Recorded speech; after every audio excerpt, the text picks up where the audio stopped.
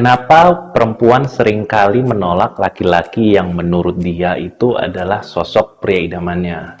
Kita ambil contoh ya, misalnya seorang perempuan seringkali bilang pengen laki-laki yang setia, laki-laki yang mau menunjukkan keseriusan, laki-laki yang sabar, laki-laki yang kerja keras, dan A, B, C, sampai Z gitu loh. Jadi ketika seorang laki-laki melakukan A sampai Z yang sudah dibilang oleh perempuan itu, kenapa seringkali perempuan itu menolak, mengabaikan, atau bahkan kadang-kadang bilang kamu terlalu baik buat aku? Itu pertanyaan besar yang selalu ada di sepanjang zaman, dan hari ini saya mau coba jawab salah satu penjelasan dari hal itu. Karena seringkali kita berpikir kalau kita berusaha keras untuk memenuhi standar kriteria pasangan idaman seseorang, maka seseorang itu akan jatuh hati sama kita. Kita pikir itu adalah kunci untuk membuka hatinya. Padahal sebenarnya di dalam relasi cinta itu ada 3 fase ya. Ini mungkin sudah pernah dibahas dalam video kelas cinta yang lainnya. Fase yang pertama adalah pre-relationship, yang kedua adalah in relationship, yang ketiga adalah post-relationship.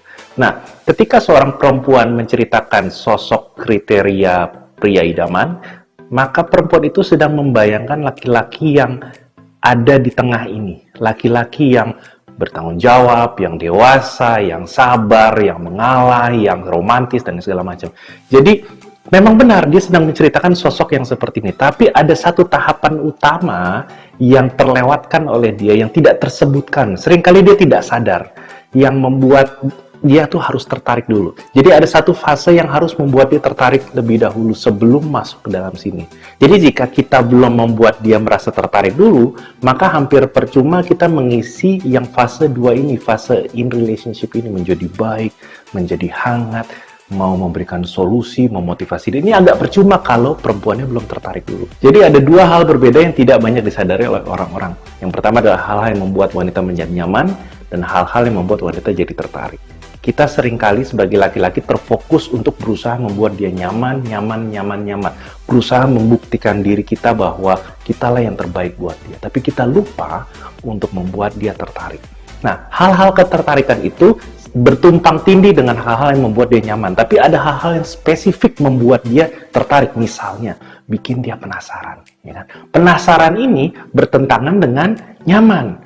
Contoh, kalau kita pengen berusaha membuat seorang perempuan nyaman atau membuat dia merasa kayak kagum sama kita, apapun pertanyaan dia akan kita jawab. Tapi sebaliknya kalau penasaran, misalnya dipertanya 10 hal, yang kita jawab cuma 2, 8 hal lainnya tidak kita jawab. Bisa kita bercandain, bisa kita puter-puter, bisa kita buat suruh dia untuk ngelakuin sesuatu dulu buat kita. Ya. Jadi rasa penasaran ini ada di fase yang pertama ini, pre-relationship. Membuat dia tertarik dulu, membuat dia terpikat dulu. Kalau dia sudah terpikat, baru saatnya untuk menunjukkan hal-hal yang membuat dia merasa nyaman. Tapi kalau dia belum tertarik, dia belum merasa kayaknya penasaran sama kita, dia belum berpikir banyak tentang kita, dia belum mau diajak ngobrol sama kita, dia belum mau untuk diajak keluar sama kita, maka percuma jika kita terlalu banyak memberikan investasi dalam hidupnya. Kenapa? Karena saya beritahu, ada banyak laki-laki di luar sana yang langsung memberikan yang nomor 2 ini. Ya. Ada banyak sekali laki-laki yang menumpahkan segala perhatian, kasih sayang, uang, waktu, dan tenaga yang nomor 2 ini nih, kepada si perempuan ini. Jadi apapun yang Anda berikan itu tidak spesial. Apapun yang Anda serahkan pada dia dengan ketulusan hati, dengan keseriusan pun, itu tidak spesial. Karena semua laki-laki yang mendekati perempuan yang Anda sukai itu kemungkinan besar melakukan hal yang sama. Ya, masuk akal. Jadi ketika si perempuan ini melihat, oh si laki-laki A memberikan ketulusan, laki B memberikan ketulusan, laki-laki C memberikan ketulusan, terus sampai laki-laki kesekian itu semuanya memberikan ketulusan, maka apa bedanya? Tidak ada rasanya, tidak ada hal yang spesial. Anda terasa jadi seperti sama saja. Tapi bandingkan, misalnya ada laki-laki 1 sampai laki-laki ke-10. Yang 1 sampai 9 itu memberikan ketulusan, kebaikan, dan yang lain-lainnya itu. Yang memang itu semua positif, ya kan? Tapi itu boring banget. Sementara Anda, laki-laki yang ke-10, ketika dia bertanya, ketika dia meminta tolong, Anda sibuk ngeledekin dia.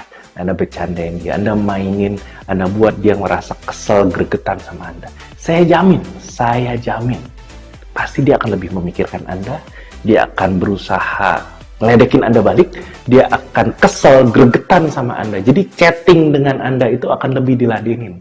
Nah, setelah dia berusaha ngeladenin Anda, dia berusaha ngeledekin Anda balik, disitulah Anda bisa tunjukkan yang sifatnya Anda ternyata sopan, Anda ternyata baik, Anda ternyata berkarisma, Anda ternyata mapan, Anda bertanggung jawab, dan yang lain-lainnya. Jadi itu bisa ditunjukkan belakangan.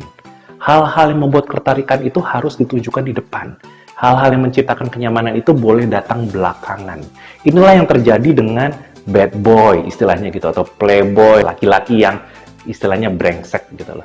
Karena laki-laki brengsek ini terkenal dengan kebrengsekannya, dengan kereseannya. Kalaupun bukan bangsat, bukan bajingan, bukan orang-orang yang jahat, minimal bandel gitu loh. Ya, jadi laki-laki ini terkenal dengan kebandelannya, kenakalannya, susah diduga, suka-suka aja gitu loh, egois. Tapi setelah kelihatan semua hal-hal negatif itu, ternyata si laki-laki bandel ini juga punya sisi yang baik, mau mendengarkan, ramah, suka mengalah, romantis, ya. Jadi sisi-sisi pria idaman yang nomor 2 tadi itu munculnya belakangan. Ini yang membuat banyak perempuan yang akhirnya jadi kayak, aku mau yang kayak gitu. Jadi bukan karena sisi romantisnya, bukan karena sisi bertanggung jawabnya, bukan karena sisi baik dan lainnya. Of course, itu hal-hal yang penting, harus ada itu semua. Tapi ada satu fase yang tidak bisa dilengkapin. Ada satu area, fase pre-relationship, yang harus ditujukan dulu. Harus buat hatinya tertarik dulu. Harus buatnya terpesona, terpikat dulu. Dengan sesuatu yang sifatnya berbeda, intrik, sesuatu yang sifatnya menyenangkan. Chemistry itu ada yang di pertama. Chemistry itu tidak ada di kenyamanan. Chemistry itu bicara soal masalah asik, seru, greget, sensasional. Ya, jadi sebagai seorang laki-laki itu yang harus kita lakukan kalau kita ingin mendekati seorang perempuan. Jangan fokus pada apa yang dia bilang dia mau. Jangan terfokus pada kriteria fisik ataupun kriteria psikologis yang katanya menurut dia seksi. Fokus aja membuat dia tertawa, bikin dia jadi kesel, bikin dia jadi greget sama Anda. Dan itu semua ada di dalam artikel-artikel di Kelas Cinta. Ya, ada di produk-produk dan program Kelas Cinta tentang bagaimana cara membuat dia jadi tertarik pada Anda. Jangan fokus pada kenyamanan. Jangan fokus pada mengisi kebutuhan dan kriteria idamannya dia. Karena semua orang melakukan hal yang sama, jadi otomatis Anda tidak akan dilihat oleh dia. Sekian pelajaran hari ini dari Kelas Cinta. Jangan lupa untuk like, comment, dan subscribe. Dan sampai jumpa di video yang berikutnya. Love better, live better.